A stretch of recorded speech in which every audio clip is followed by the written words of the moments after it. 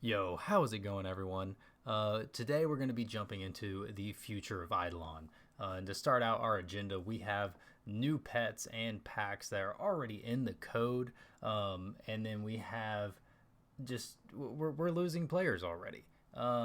It's we're going to be going downhill. He's trying his best to keep us at the highest concurrent player count. He's trying to bring in new players constantly, but it's not working, and it's probably because of all these pets and packs. He's probably losing those new players so fast because of how negative the Eidolon Discord is actually being currently, which is good in my opinion because we need to fight back against this. But let's go ahead and jump into the pets and packs. So up at the top, you can see a bit of coding up there, and on the right side, you can see that we have the jellyfish pet at the top, the koi pet, the neon scale pet, the pirate deckhand, the magni pufferfin below that, dreadnought captain, Bubba Supreme, Rift Hive Mind, and Rift Stalker. So four of those have already been released. All four of those were in the pet mart. And so we can assume that the five below that will also be in the pet mart as well. And you can already see some price points there. Those better be just filler, or whatever the word's called that you put in a placeholders.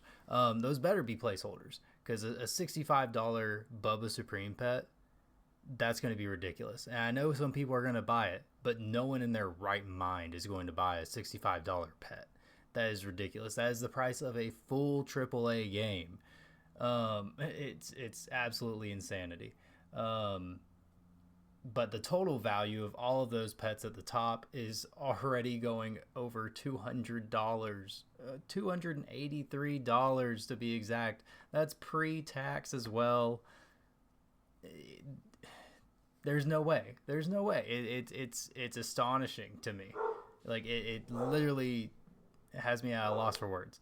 And then on the right side over here, we have in-app purchases. This part was leaked from the iOS files of the game, or not files, but from the iOS store. It was shared through Discord. Honestly, I'm not sure if this is real or not, because a few of the prices in here are a little different. For instance, the Glimbo pack, that was only $16 in game, but it's listed as $20 here, so I'm not sure if iOS maybe has a little bit of a price bump that they do. Maybe I'm not sure.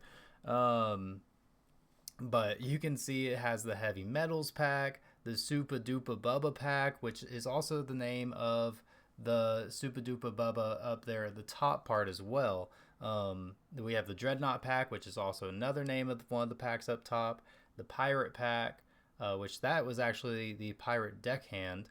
So this is probably listing some of the same ones that are in the pet mart as well. And then we have the Magnifish pack down at the bottom. The rest of the ones without the arrows, those have already been released. But this is insanity.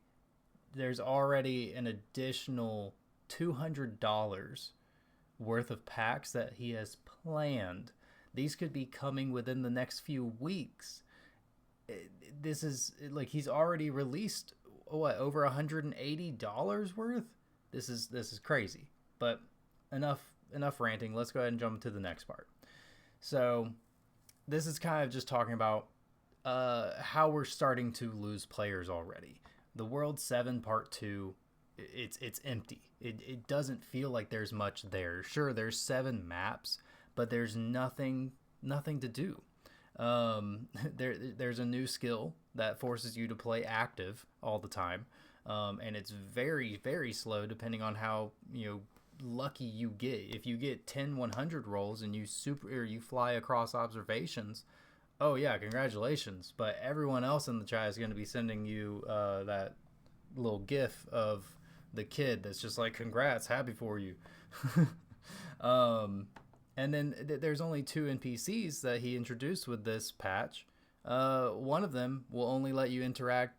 Well, no, you can interact as many times as you want, but you just play the mini game and then you're done with it. You're not going to mess with it any more than that. So you go to it one time a day, probably.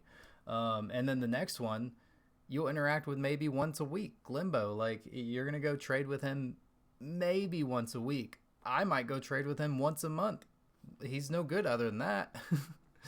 And next up, we have some of the data from the Steam charts website. So over the past 7 days, since he released the part or the part 2, we got up to, I think it was like 16,000, and then we've steadily increased, and we've gotten up to about 18,000 currently.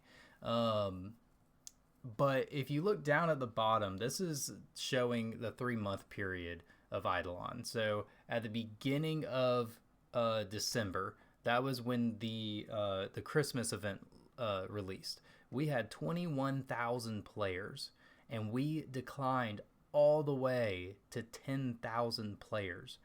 Half of our player base was lost purely because he didn't release any updates.